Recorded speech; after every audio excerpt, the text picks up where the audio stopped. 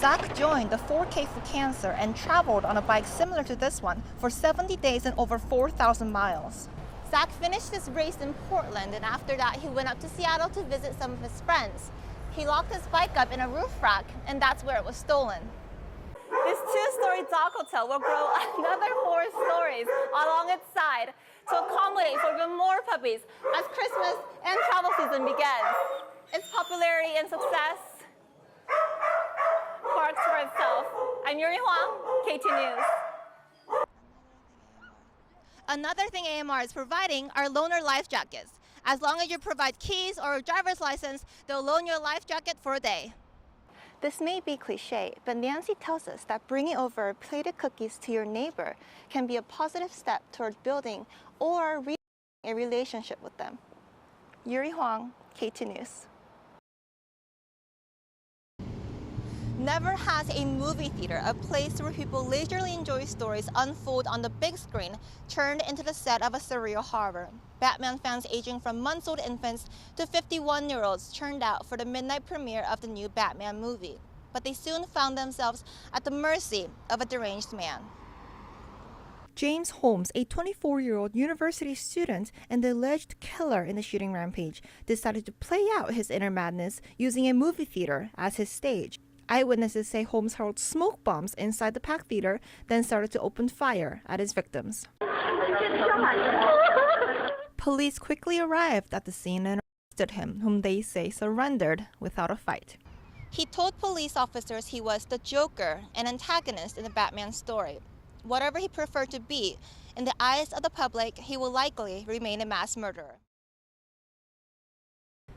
It is a small yet meaningful vigil, welcoming anyone in the community to come together to mourn and pray for the lives lost today. And as the pastor Mark Knudsen told me, you do not have to be present at a tragedy to feel its solemn impact. It was a routine checkup here at Reservoir 3 that the Portland Water Bureau found E. coli, a bacteria that, when contaminated in water, can cause diarrhea, nausea, cramps, and other short-term illnesses.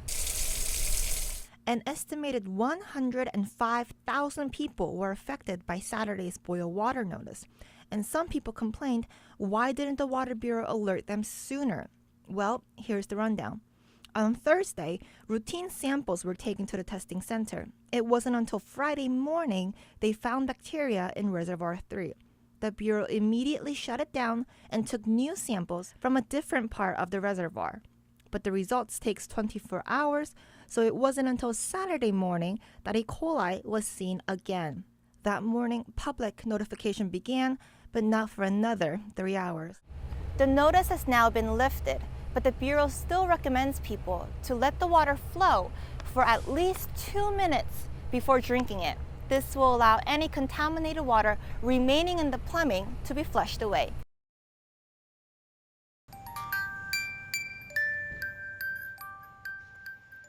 An enchanting tale of invisible creatures tinier than a thimble.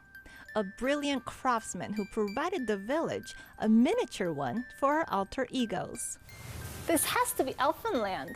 I think one of the kids spotted me. Look over here! Hi kids! Children have been flocking to Elfinland to get a glimpse of this real-life fairyland. A little bird told me one of the kids who visited named the village Elfinland, and it stuck. I thought it was darling. Dale Bailey, the property owner, has built an attraction on the corner of Northeast 52nd that demands the attention of all those who pass by. Originally, he built one door for the elves in a tree by his front yard, but the elves got greedy, and soon they demanded an expansion. Dale happily obliged. Every time I look, there's something different. This can twirl around like this. Wooden swings, tin houses, a merry-go-round, and Dale's pride and joy, the Ferris wheel. If you ever need a distraction from reality, indulge your heart in this magical place where you really feel like a kid again. Thank you very much. Well, you're very welcome. Was it good? Yay! Like it intrigued me, it intrigues others. I am feeling these elves are invisible. This Ferris wheel is my favorite part of Elfinland. I'm Eurie Hwang, K2 News. First at 4:30, Republican presidential candidate Mitt Romney has wrapped up his European visits and is back home right now. People in Uganda are being warned not to kiss or even shake hands as an Ebola outbreak spreads in the African nation. In news around the world's biggest blackout ever. More than 620 million people in India are without power as 3 electric grids collapsed. High temperatures are making the power failure worse as people try to cool off. The first of thousands of Syrian refugees arrive in a newly opened camp in Jordan. They are escaping 11 days of intense fighting in Aleppo, where the Syrian government is trying to wipe out rebel opposition. Those stories plus, we're learning about a data breach at Oregon Health Science University that may affect thousands of patients. We'll tell you the latest. It's all just minutes away on K2 News at 5. The Komen Race for the Cure in Portland is now about 6 weeks away, and the team captains are getting fired up. This was a scene earlier today at the annual Team Captain Luncheon. It's probably something you've done all your life, using a Q-tip to clean out your ears. But guess what? Doctors say it's not good for you. Coming up, why you're better off leaving the wax alone. For some local children, even getting the basic back-to-school supplies is a challenge. But you can help change that. It turns out now may be a great time to visit London. Piccadilly Circus is peaceful, restaurant seats are empty, hotel rooms are vacant. The expected crowds from the Olympics aren't materializing according to many businesses. Some hotels are dropping prices and offering promotions to attract customers. They say the occupancy rate is even lower than this time last year. They blame in part the perception that central London would be overcrowded once the Olympics started.